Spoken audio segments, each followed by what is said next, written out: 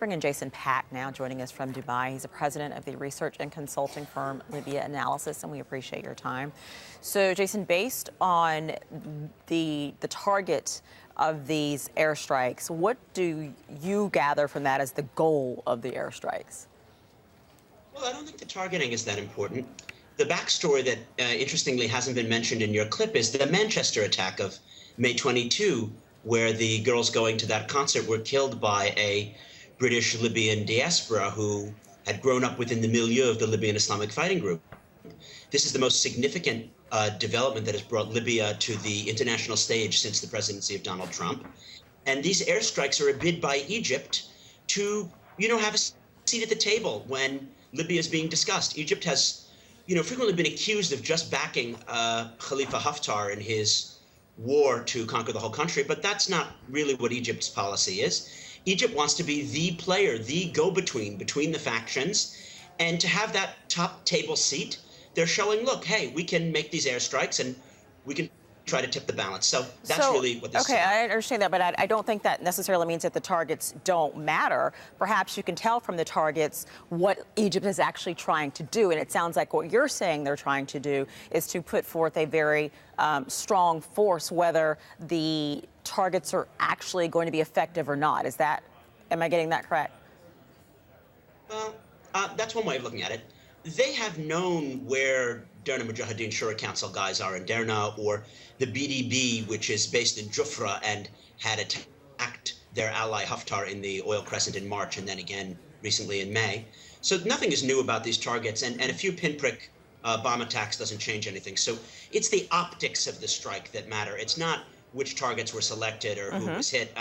Egypt bombed in 2014 when other Coptic Christians were horrifically massacred.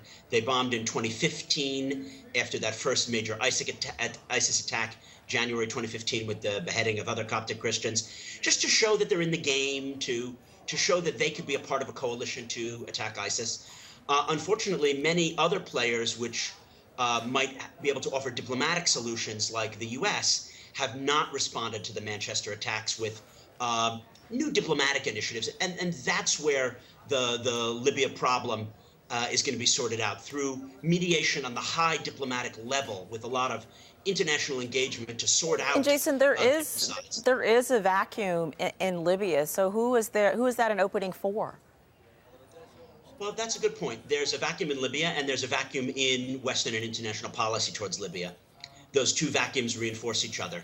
I like to look at what's been happening from 2016 into early and mid-2017 as a struggle to dominate the Malitha Libi, meaning the Libya file. And since the U.S. has kind of been in neutral, it doesn't have the right appointees in place, we don't have a policy towards Libya. Britain is caught up in their snap election, before that in Brexit, and the Italians lack the diplomatic clout to organize the allies.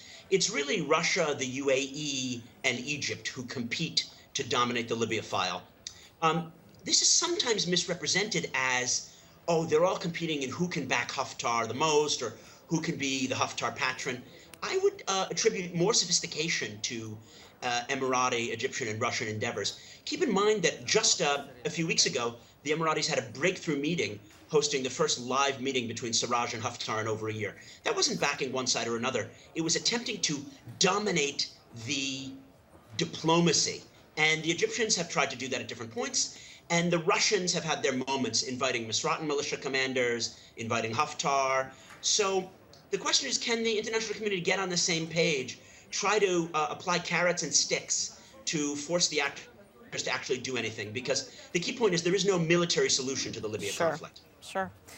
Jason, thank you. Jason Pack joining us from Dubai. Thanks, Jason. Great to be with you.